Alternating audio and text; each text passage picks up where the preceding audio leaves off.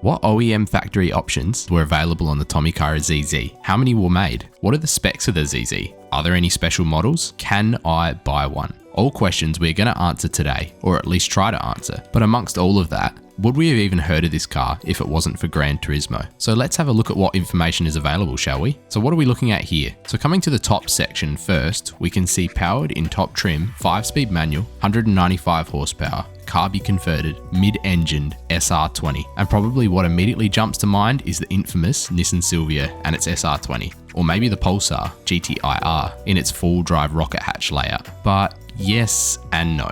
So it actually uses the engine platform and transmission that Tommykaira had previously built from, surprisingly, the Nissan Primera. I feel like this will be the ultimate little daily to fly under the radar with, in full sleeper JDM spec. This came as 150 horsepower naturally aspirated, and then Tommykaira, on an earlier timeline than the ZZ, lifted the power in the full drive model to a reliable 175 horsepower in their own Primera model, likely testing the waters with the ZZ in mind. And while we are slightly off topic, I was searching for any Tommykaira ZZ parts for sale in the Japanese auctions, and there was very little available, which you could expect. I found these, the Tommykaira Pro Rs. I think we found another set for sale a while ago in a different video. So these cost $3,250 before shipping from Japan and taxes, which is a lot considering it's listed as 22 scratches and very worn. But these are special because they are the 19-inch version, which was showcased on the Tommykaira R, or the R34 version, not your pizza box size like here in 15-inch. And don't take that as a diss.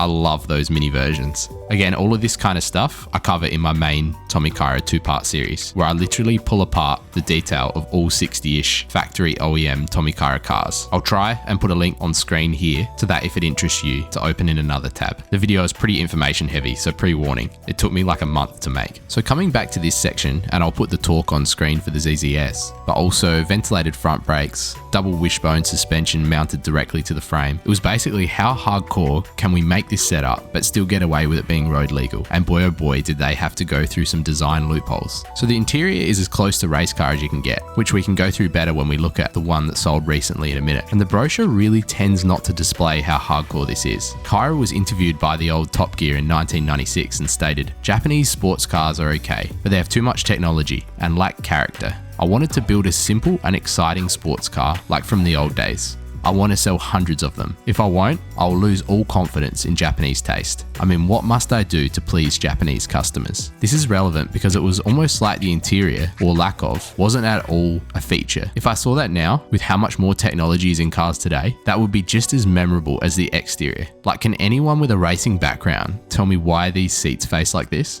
And is climbing into the car the best option? It's interesting that Tommykaira actually acknowledges how difficult it is to get into the car. A race-bred car was the only thought. So where did the name come from? Well, the name itself, ZZ, holds almost the entire story. Kaira began his career working with Nissan in a dealership in Tokyo. Do we think this could be one of the reasons why they chose a Nissan engine as the platform? Maybe. So he had a successful driving career with this classic photo showing Kaira competing in May of 1970 in Formula Junior, but he always gravitated towards maintenance and development of competition cars, and in 1975 participated in building the first true Japanese-built F1 car after Honda, the KE007. This has to be one of the meanest looking Formula 1 cars I've ever seen. So Tomita, on the other hand, was living the polar life on a very similar timeline. He started a car sales business at the age of 20, Tomita Auto, and as you can see by this picture, it was mostly high-end Italian and other European exotics. Kind of ironic how he started importing at the beginning of his career, and now the rest of the world imports his cars. Many years later, their stories aligned and they embarked on the same journey. This led to a long and complicated journey with Nissan, but ultimately led to them creating Tomita Dream Factory together, which evolved into the combining of its founders' names, Tomita and Kaira. And the ZZ represents the Japanese origin of grandfather, as both Tomita and Kaira felt like as half-century-old gentlemen that they were fulfilling their dreams with this car. What better name to give it than exactly that, the Tommykaira ZZ. So you're probably wondering what this is all saying down here. So this is a really cool optional extra rear diffuser with built-in tow hook that we discussed in the last video on forgotten JDM parts and options. If you're into random interesting JDM parts, might be worth subscribing. This here is an optional cover for the non-coupe models that covers the cabin. I love how snug it fits the steering wheel and seats. And then these shots highlight the ZZ in the coupe hardtop with the removable top piece over here being showcased, which is what owners refer to as the turtle shell, and how it houses over the engine cooling vents, which at first glance seems silly until you see how it actually houses elevated for airflow. And with all this open mesh rear section, which I'm sure all helps with cooling and airflow. So coming to this image for the vehicle's dimensions, and I've done some comparisons for you because this is fascinating. So the length is 3.6 meters, which is just less than 12 foot. So what does this mean? Literally race car proportions. For a comprehensible comparison, let's take the Miata MX5 NA.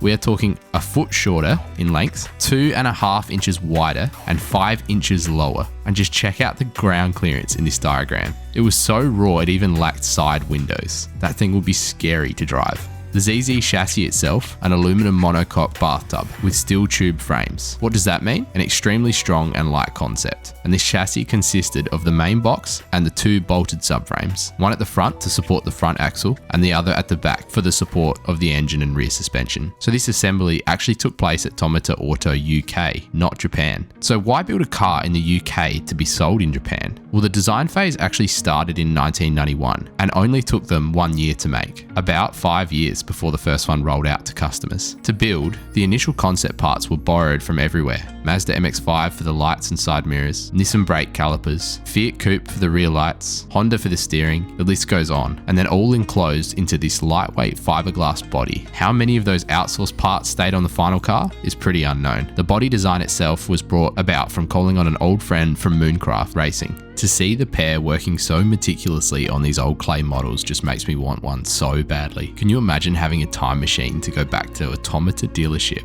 walking in, Tommykaira M20B on the left, and the ZZ at the front door? So the UK was the home of small production racing and sports cars, so it was easier to export the idea and less expensive to find a factory with trained workers in the UK instead of in Japan. And interestingly, many of the workers at Tomita Auto UK were former Lotus employees, and with how similar the ZZ is to the Lotus Elise, became somewhat controversial. The ZZ optional extras brochure itself didn't cover all the extras available, as often they were advertised in the Tommykaira parts catalogue for many of the vehicles. But we can see here this beautiful dress-up engine cover with Tommykaira in the middle, which surprisingly not that many ZZs seem to have optioned on. Again, the interior cover, diffuser, front tow hook option, and this one here neatens up and covers the steel tube framing in the early models as a prototype trunk, as often this was left leaving everything exposed. And of course the engine is in the rear, so the trunk can't go there. How much did this thing weigh? In its lightest form, 690 kilos, or approximately 1,500 pounds, as advertised here for both the ZZ and ZZS, which is considerably less than half the weight of a GTR. And then it's really interesting how the power to weight ratio is the key focus, which makes sense because that's what this car is about. So a 3.53 kilo per horsepower for simplicity. So let's have a fairer comparison to the GTR R34. Assume its power, stock, ignoring the gentleman's agreement, the ZZ is 1/3 lighter per kilo of horsepower. I mean, obviously we're ignoring RB tuning potential, etc, but that is seriously cool. So we'll look at some that sold recently in a moment, but just quickly look at this old promo decal on the side of the ZZ. I feel like it didn't quite translate correctly when they put the decal on. Remember, this is before the internet and computers as we know today. Aluminum alloy monocoque chassis, racing sports Tommykaira ZZ. The Tommykaira ZZ built up in England and imported to Japan.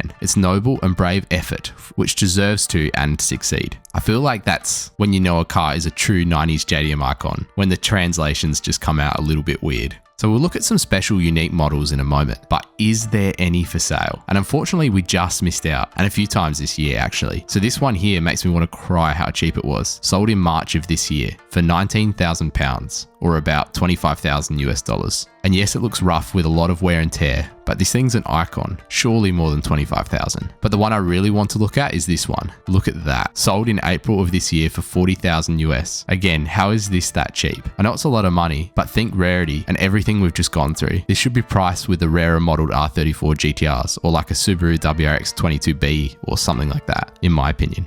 How good does that look on TE37s? Unreal. That's a pretty good angle to see the turtle shell there as well. That side profile was magnificent. Yeah, so there's one of those bolts or little screws that you undo. There's one on each side, and that's how you lift the front to get to the trunk or non-existent trunk. No diffuser option. Still looks pretty good. Wow, I love seeing the open mesh section there with the steel tubing for the frames. That is so good. I love the ZZ badge. It's not very well known, but it looks magnificent. I'd love someone in the comments to point out if you're an MX5 Miata owner, if that is the same mirrors and whether that is the same headlights once they're popped up, or whether there's a really good angle of it, or whether they ended up changing it to their own custom design. Oh, there's a great up and close shot of the headlight and the mirror is perfect. Let me know. What a car. Wow. Oh, cool. So the seats there, what's interesting about this, you can see where this left-hand one is positioned. It actually isn't adjustable. The driver's one is adjustable, but the left-hand one doesn't go back and forth because this is where the fuel tank actually sits. So you're just locked in place. That's where it is. And the handbrake's positioned down this low. The car wasn't intended to be drifted, that you can't quite reach it without deliberately reaching it. And what's interesting about this too is the ZZ horn doesn't actually do anything. That's a fake button. It is an original Momo steering wheel, but they actually put the horn on, I think that might be it there from memory. Everything is so manual. Like the indicators won't even automatically turn off. You actually have to turn them off manually with a switch. So yeah, this is the switches for the headlights, hazard lights, fan dials, and then washer and wiper switches. And then that's for low and high beam. Look at that. Isn't that awesome? And these were the pedals I was sort of discussing earlier. How rather than them hanging, they're from the floor. There's about your only storage spot underneath the door we're looking at here. Beautiful shot of the motor without the engine cover. Oh, great shot of the carburetors. Underfloor looks pretty nice. That is just magnificent. Oh yeah, there we can see the Nissan calipers. I could honestly look at this all day. So how many were made? 220 units were produced, or were they? This is such a grey area. Only approximately 185 were delivered due to changing safety frontal collisions standards for small manufacturers. So this is really the perfect lead into the special unique models. Approximately 20 of those remaining vehicles were essentially adopted by Autobacks and still sold in collaboration with Tommykaira, which gave different performance numbers. And the ZZII, which gave a different look, gained 33 kilos and 5 more horsepower. Then we have the ZZSER, a purpose-built one-of race car that remained outside of Japan when it was sold. It was heavier due to the performance mods, but made 270 horsepower at 8,000 RPM. The ASL Garaiya, built from the ZZ, which was essentially a new car of the same chassis, 6-speed manual transmission, scissor doors, and some other features we can cover in a separate video if you like. And then leading edge adopted for the remaining vehicles with the ZZ 190RT and 240RT, with the numbers reflecting the horsepower of the vehicle, and very identifiable by the front headlights being split in two, before finally everything came to a halt, and in 2005, sales ended. The ZZ2 never got made, the ZZ3 was the same, and the ZZEV was unpopular due to being electric, sucking some of the enthusiasm out of the vehicle. These I could cover in a separate video.